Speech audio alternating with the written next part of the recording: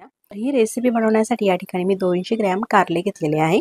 कारले असे मीडियम साईजचे घेतलेले आहे।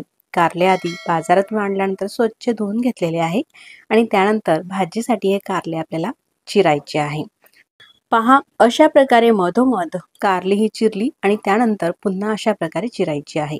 म्हणजे एका कारल्याच्या आपल्याला 4 फोडी करायच्या आहे। यानुसार कारल्याच्या आतमध्ये बिया असतात, त्या बिया आपल्याला पूर्णपणे ह्या काढायच्या आहे। अशाच प्रकारे सगळ्या कारल्याच्या बिया आपल्याला काढायच्या आहे। पहा, देठाचा भाग थोडासा काढायचा आहे, त्यानंतर 4 फोडी करायच्या आहे आणि बी काढायचे आहे। तुम्हाला जेवढ्याही प्रमाणामध्ये भाजी करायची आहे त्यानुसार तुम्ही कारले घेऊ शकता। आता पहा, सगळ्या कारल्याच्या अशाच प्रकारे फोडी करून बी काढून घेतलेले आहे। त्यानंतर एक महत्त्वाची आपल्याला प्रोसेस करायची आहे। एका भांड्यामध्ये पाणी घ्यायचं आणि त्यामध्ये चिमूटभर हळद टाकायची आहे आणि पाव चमचा मीठ टाकायचं आहे। मीठ पाण्यामध्ये पूर्णपणे विरघळून घेतलेलं आहे आणि या पाण्यामध्ये आपल्याला ही कारली चिरलेली टाकायची आहे। असं केल्यामुळे कारल्याचा कडूपणा कमी होतोच, शिवाय काही कारल्याचे इन्फेक्शन असते ते सुद्धा हळद आणि मिठामुळे कमी होते। पहा, अशा प्रकारे पाण्यामध्ये बुडत राहू द्यायचं आहे बाजूला, तोपर्यंत आपल्याला पुढची प्रोसेस करायची आहे। गॅसवरती कढई ठेवली आणि कढईमध्ये थोडं तेल टाकायचं आहे। आता या ठिकाणी एक मोठी वाटी कांदा घेतलेला आहे। 2 मीडियम साईजचे कांदे असे चिरून घेतलेले आहे उभे। कांदा थोडासा आपल्याला ह्या भाजीसाठी जास्त वापरायचा आहे। कांद्यामुळे ही भाजी कडू लागत नाही आणि ग्रेव्ही सुद्धा छान होते, म्हणून थोडा जास्त कांदा वापरायचा आहे। कांदा असा छान लालसर भाजून घेतलेला आहे। त्यानंतर ह्या वाटीमध्ये थोडेसे सुक्या खोबऱ्याचे काप घेतलेले आहे।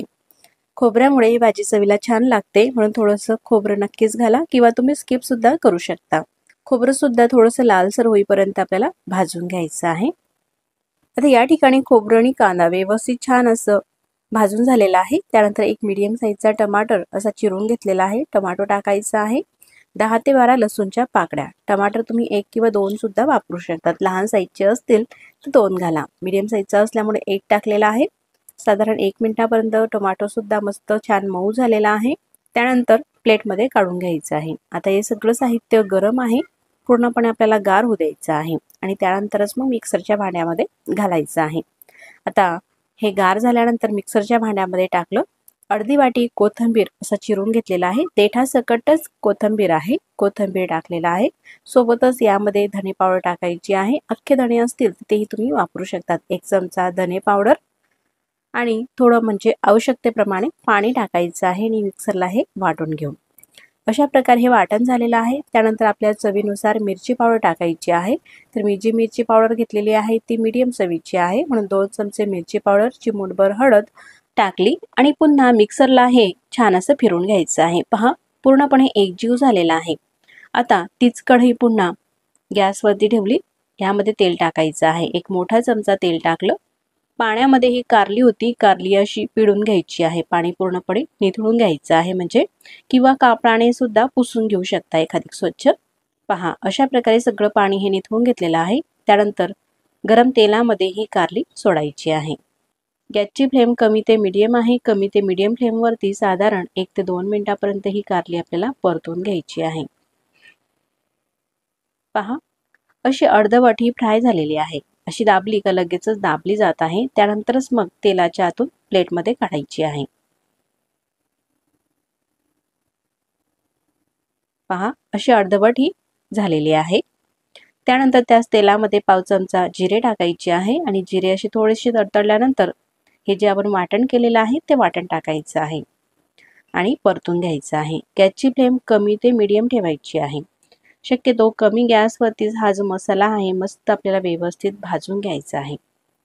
त्यानंतर गरम मसाला टाकायचा आहे। तर या ठिकाणी मी किचन किंग गरम मसाला वापरते। तुम्ही तुमच्या आवडीप्रमाणे कुठलाही गरम मसाला वापरू शकतात किंवा स्किप सुद्धा करू शकता, पण गरम मसाल्यामुळे चवीला भाजी छान लागते। परतून घेतल्यानंतर मिक्सरच्या भांड्याला मसाला चिटकलेला होता, त्यामध्ये थोडंसं पाणी टाकलं आणि तेही पाणी यामध्ये टाकलेलं आहे। आता गॅस अगदी कमी करायचा आहे आणि झाकण ठेवायचं आहे। साधारण 2 ते 3 मिनिटांसाठी असं झाकण ठेवून मसाला हा होऊ द्यायचा आहे। अधूनमधून मसाला हा परतून घेतलेला आहे। पहा, मसाल्याचा रंगही बदललेला आहे आणि तेल सुद्धा सुटलेला आहे। असा मसाला हा परतून घेतल्यानंतर त्यामध्ये ही जी कारली आपण अर्धवट अशी फ्राय करून घेतलेली होती तेलामध्ये, ती कारली टाकायची आहे। चवीनुसार मीठ टाकायचं आहे। साधारण अर्धा चमचा मीठ टाकलं आणि सगळ्या मसाल्यामध्ये ही कारली हलक्या हाताने आपल्याला परतून घ्यायची आहे। गॅसची फ्लेम कमीच ठेवायची आहे। कमी फ्लेमवरती मसालाही व्यवस्थित भाजला जातो आणि कारली सुद्धा छान व्यवस्थित शिजतात। आता सगळं मिक्स करून घेतलेला आहे। पहा, आता झाकण न ठेवता साधारण 1 ते 1.5 मिनिटापर्यंत ही कारली अशीच मसाल्यामध्ये होऊ दिली। त्यानंतर यामध्ये पाणी टाकायचं आहे। तर गरम पाणी टाका शक्यतो, गरम पाणी टाकलं थोडंच। गॅस अगदी कमीच आहे मी आधी सांगितल्याप्रमाणे। पहा, अगदी थोडं पाणी टाकलं आणि आता हा जो मसाला आहे आपल्याला मस्त गॅस कमी करून होऊ द्यायचा आहे 1 ते 1.5 मिनिटापर्यंत, म्हणजे भाजीला तरी छान येते, त्यासोबतच रंग सुद्धा छान दिसतो भाजीचा। पहा, अशा प्रकारे परतून घेतल्यानंतर आवश्यकतेप्रमाणे पाणी टाकायचं आहे। साधारण 1 ते 1.5 ग्लास या भाजीमध्ये पाणी टाकलं। 3 ते 4 लोकांसाठी ही भाजी पुरेशी होते। गॅस अगदी कमीच आहे। उकळी येऊ द्यायची आहे भाजीला।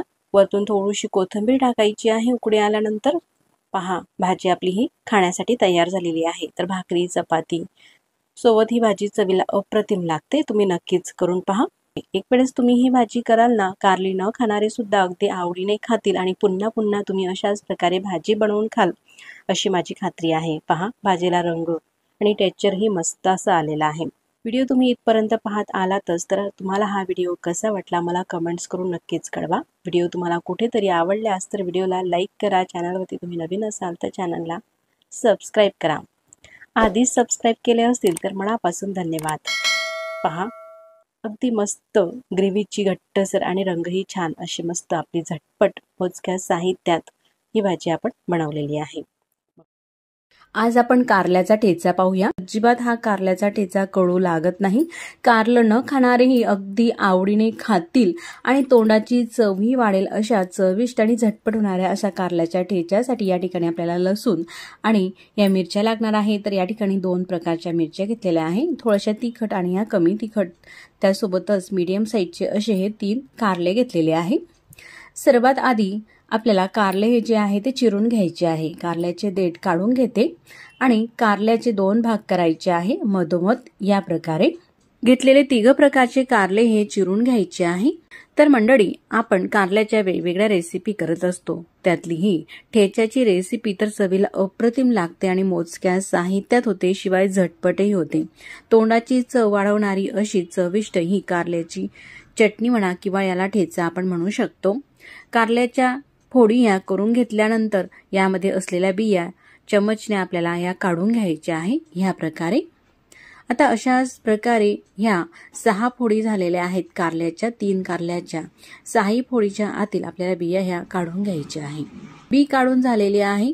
अशा प्रकारे हे कारले दिसत आहे। त्यानंतर या ठिकाणी या ज्या फोडी आहेत आपल्याला ताटामध्ये भरून घ्यायच्या आहे आणि खिसणी घ्यायची आहे। तर अशा प्रकारची जाड होलाची मी खिसणी घेतलेली आहे। खिसणी घेताना थोडीशी जाड होलाचीच घ्या आणि त्या खिसणीवरती आपल्याला हे कारले जे आहे ते खिसून घ्यायचे आहे। आता हे 6 ज्या फोडी होत्या कारल्याच्या त्या खिसून घेतलेल्या आहे। अशा प्रकारे खीस झालेला आहे। त्यानंतर गॅसवरती तवा ठेवते, गॅस चालू केलेला आहे आणि तव्यावरती घेतलेल्या मिरच्या ह्या आपल्याला भाजून घ्यायच्या आहे। तर ह्या मिरच्या अति जास्त प्रमाणामध्ये तिखट आहे। फक्त ह्यात जर का मिरच्या घेतल्या तर आपला जो ठेचा आहे खूप असा झणझणीत होईल। तर मीडियम चवीचा असा हा ठेचा करायचा आहे, म्हणून ह्या थोड्याशा मीडियम चवीच्या सुद्धा त्यासोबत पोपटी रंगाच्या मिरच्या घेतलेल्या आहे। मिरच्या अशा तुकडे करून टाकले का तेल टाकल्यावरती त्या भाजताना ओढत सुद्धा नाही, म्हणून मिरच्यांचे 2-2 असे तुकडे करून भाजून घ्या। मिरच्या भाजत असताना त्यावरती अगदी थोडंसं तेल टाकलं का मिरची व्यवस्थित छान अशी भाजली जाते, म्हणून थोडंसं तेल टाकून घेतलं आणि मीडियम गॅसवरती मिरची ही जी आहे ती आपल्याला व्यवस्थित अशी खमंग भाजून घ्यायची आहे। मिरची भाजत असतानाच त्यामध्ये लसूणच्या पाकळ्या सुद्धा टाकायच्या आहेत। तर या ठिकाणी 9 ते 10 लसणाच्या पाकळ्या घेतलेल्या आहे आणि लसूण सुद्धा या मिरची सोबत भाजून घेऊ, म्हणजे ठेच्याची चव छान लागते। आता लसूण आणि मिरच्या ह्या भाजून झालेल्या आहे। त्यानंतर या ठिकाणी अर्धी वाटी शेंगदाणे घेतलेले आहे। शेंगदाणे आपल्याला सगळ्या शेवटी घालायचे आहे, म्हणजे शेंगदाणे भाजायला जास्त वेळही लागत नाही, म्हणून सगळ्या शेवटीच आपल्याला शेंगदाणे टाकून शेंगदाणे सुद्धा अशा प्रकारे कमी ते मीडियम गॅसवरती खमंग होईपर्यंत भाजून घ्यायचे आहे।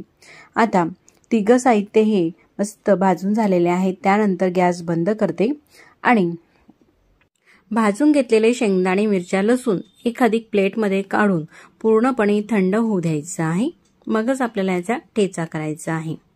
आता हे मिरची लसूण थंड होत आहे तोपर्यंत तव्यावरती साधारण अर्धी पडी तेल टाकलं, गॅस चालू करायचा आहे आणि तेल हलकंसं गरम झालं का त्यामध्ये हा जो आपण कारल्याचा खीस खिसून घेतलेला आहे ना, तो खीस टाकायचा आहे आणि परतून घ्यायचा आहे कमी ते मीडियम गॅसवरती साधारण 1 ते 1.5 मिनिटापर्यंत।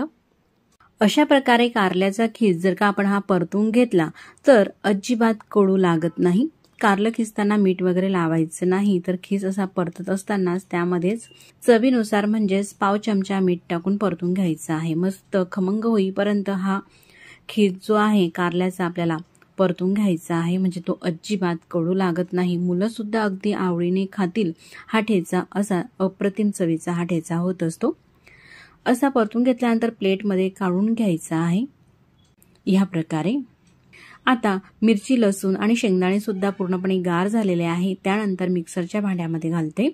तुमच्याकडे जर का खलबत्ता असेल तर खलबत्त्यामध्ये सुद्धा तुम्ही हा ठेचा कुटून घेऊ शकता, आणि जर का खलबत्ता नसेल तर मिक्सरच्या भांड्यामध्ये सुद्धा आपण हा ठेचा करून घेऊ शकतो। ठेचा करण्याआधी त्यामध्ये अर्धा चमचा जिरे घालते, म्हणजे ठेच्याची चव छान लागते। आता झाकण लावते आणि मिक्सरला फिरून घेते। थोडासा जाडा भरडास ठेचा आपल्याला हा फिरून घ्यायचा आहे।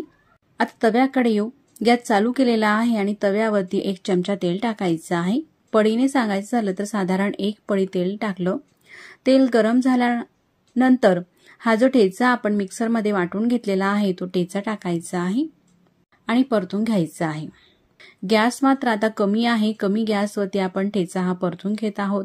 ठेचा परतत असतानाच त्यामध्ये चिमूटभर हळद टाकायची आहे आणि चवीनुसार म्हणजेच अर्धा चमचा मिठाचा वापर करते। चमच हा लहान आहे त्या चमच्याने मी टाकते मीठ।